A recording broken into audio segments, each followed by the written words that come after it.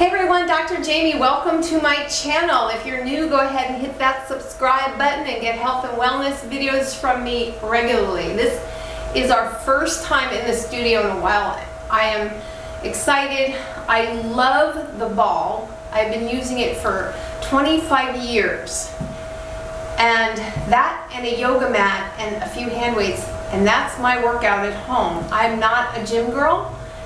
This stuff is great in the gym too, but if you're somebody like me who wants to work out at home, we can do so much with this little bit of equipment that you can pick up and throw into the garage when you're done and get it out of your way until you're ready for it.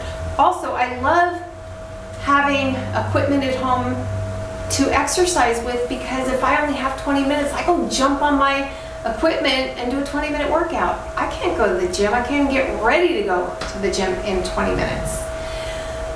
Today, everything is beginner. We're going to start out how to choose a ball. We're going to talk about not only whip ball, but I'm going to give you 3 positions to get familiar with, and then next time we're going to start some exercises. The first thing you want to think about when you're looking at a ball is obviously what size. Now, I'm just under 5'5". This is a 65 centimeter ball. I could go smaller, but I'd have to inflate it more, because I always have to have my knees and my hips in line. And I'll show you this way. Knees and hips are in one line, not up, not down. We can be higher up. If the ball is too big, the hips are going to rise. If the ball is too small, the knee is going to rise.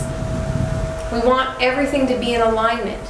So we can buy a big ball and deflate it, and the benefit of that would be you'd have a more stable base.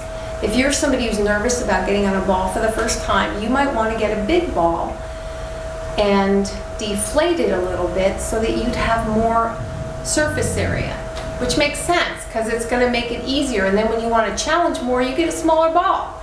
Really easy. Okay, the way to get on and off the ball.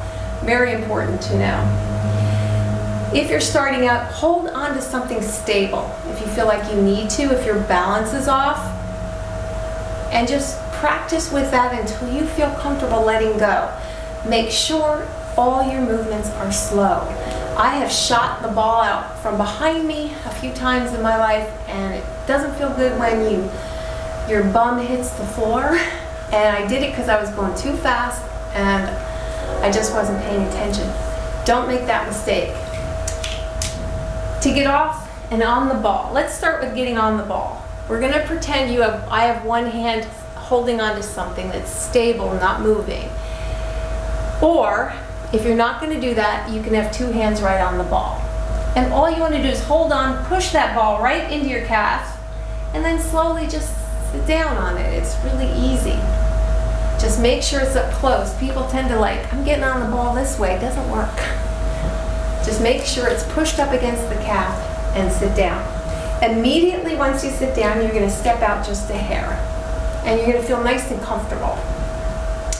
Now the first thing we want to do is get you into position 1. Position 1, all you're going to do is step out a little further, and you're going to lean back. As soon as I lean back and feel my abs engage, now I've got my core working more, I've got my legs working more. I could just sit here like this and I'm doing something. I'm accomplishing some core work. But I could do a ton of stuff in this position. I could use weights, hand weights, work my arms out. I can do so many things. And that's really position 1. Just lean back until you feel that engagement, till you feel there's some work happening here, and you feel there's work happening here, and you're good to go. Practice that, and then kind of play around on the ball in this position. Wiggle back and forth, side to side, getting control of the ball. Moving maybe on an angle this way and that way, and then this way and that way. Just getting used to controlling the ball so you feel like you're not unstable and you're comfortable to do the exercises. Okay, that's position 1, and you can play with that for a couple of minutes every day. Position 2, we're going to go down into a bridge position. And all you do to get in the bridge position is walk your feet forward and allow yourself to slowly relax back onto the ball, each part of you. This is called a tabletop position because you look like you could set a table on me. You're going to feel a little bit of a challenge in all of your core area, which is great. Again, you can kind of move it back and forth when you feel comfortable and a little side to side. And getting a sense of how to control the ball, which is great. You can work on holding this position for about 15 seconds, working that up to 30 to 60 seconds. Doing it every day just for a little while, getting better at it. I have quite a bit of my shoulders and my head onto the ball. If I want to make it a little more challenging, I can step out a little bit. And now I'm starting to come off the ball a little bit. But the whole time I have to control this. I'm not relaxed in this position. I'm doing some good core work. Now here, when you go to get out of this position, this is where you shoot that ball out, the most common way, by going too fast. So you want to very carefully walk yourself back, just like you came down, only the opposite. You could hold on to something stable, lifting your head and your shoulders and walking yourself back up. Just practice doing that and you'll get really comfortable with it. That is position 2. Our third position is on your stomach. Now I'm kind of jumping off the ball, and I'll show you in a second how to get off of it in the beginning. But you just want to bring the ball up into your torso, push it in, and then lie down and relax on the ball. And then watch my knees, I'm going to lift them. And now you're going to feel a nice stretch in your lower back. And you can play with this. With this one, you can even play controlling and lifting your hands a bit. You're going to get wobbly in here.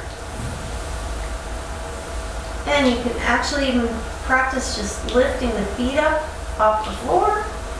Not very far, but we're going to get to more next week. Or you can just wiggle back and forth and find a sweet spot for that low back stretch. Oh, I'm getting comfortable. All right, I've got to move. Drop your knees down to the floor, push yourself off the ball really easy. Now I want to show you how to get off the ball carefully if we were sitting. So here we are sitting, right? And you want to get up, grab something stable, or just walk your feet in a little bit closer to the ball. You're going to lean forward. That really helps. 2 hands on the ball or the one on something stable, and you're just going to push up on those feet and stand up. And that's how you do it. But practice it. Practicing will make you feel comfortable. Next time we meet, we're going to do 3 exercises, probably maybe 3 to 5. But we're going to start with all those positions. So practice those positions. And I look forward to seeing you back. You guys are going to be so proficient. You're going to love the ball. Go throw it in the garage right now. Get it out of your way. You're done for the day. All right, guys. See you next time.